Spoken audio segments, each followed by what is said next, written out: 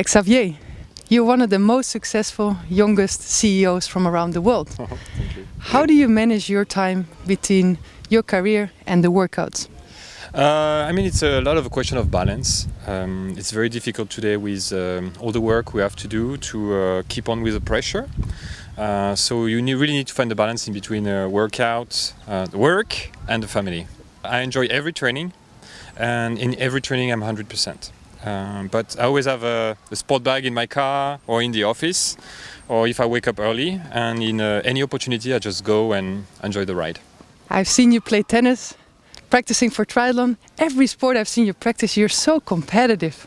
Are you the same in business? Yes, yes, I'm competitive. I like to give 100%, and I'm relentless. I'm relentless about it.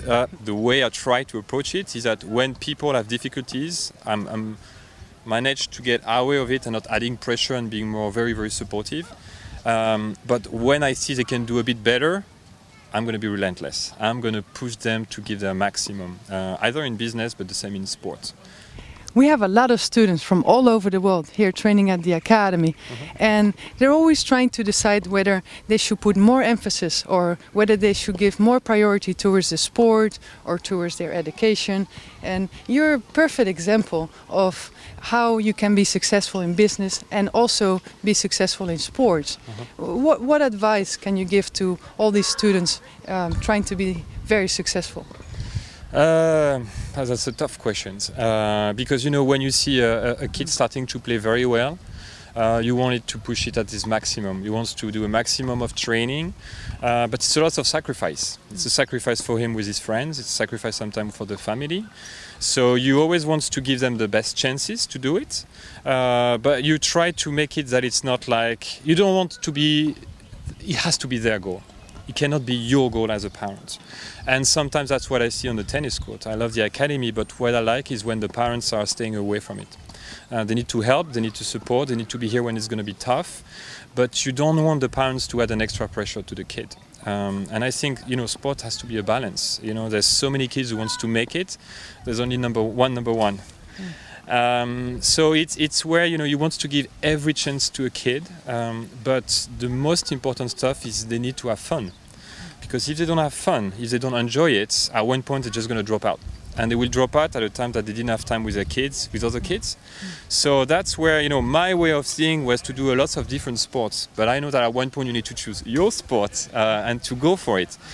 But you're not saving lives. And it's the same thing I say to all my staff. Every day they're working so hard for it, they're making so much effort. And at one point you don't want to add an extra pressure on something which is already difficult.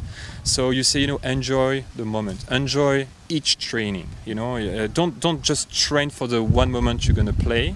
That's the way I see it. It's an advice from my wife actually when I was training for Ironman. You travel all around the world. How do you manage to work out while traveling? So I have one tip. I have my super elastic band. So I do that every morning. Always have that in my bag. And running is good for jet lag.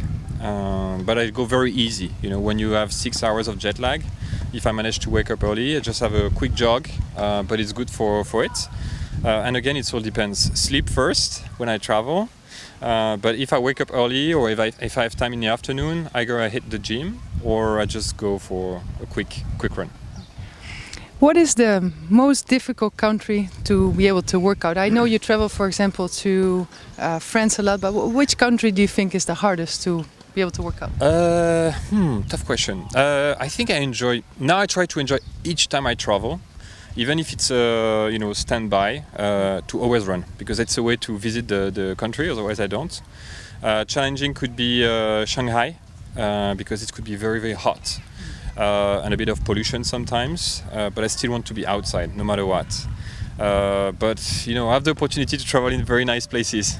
So either it's Paris, London, Madrid, or Dominican Republic.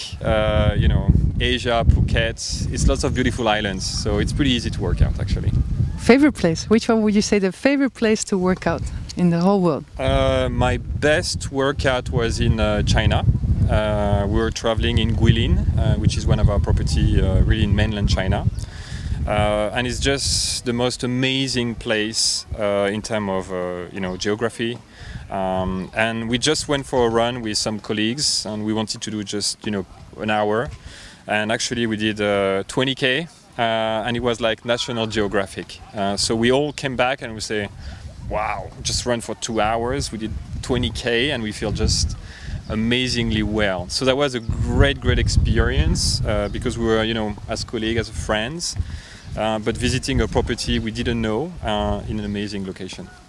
You're very successful in business. Mm-hmm. You have a beautiful family. Mm-hmm. You're very good about not missing any workouts. I mean, you're always working out. Uh-huh. How do you balance the three? How do you manage? First thing is family first. Don't miss a workout, it depends. I mean, family first. Business second and sport is third. So it's a balance. So you never completely align, but you shouldn't forget what is important. It's family first. It's all about it. So I take a lot of time to make sure that I always protect that. If at one point I need to travel a lot, I'm going to try every time to not travel every week. And if I have to travel, I try to take even the earliest flight possible, but to be there at night. Or when I come back from work, I know I have a lot of things to do, but I'll try to catch the girl at school if I can. Because that's why we work for. I see too many people putting so much energy on work or sport, and then realizing, too late that they miss two most important things. So I think that what makes me happy is my family first, and I will always protect that first.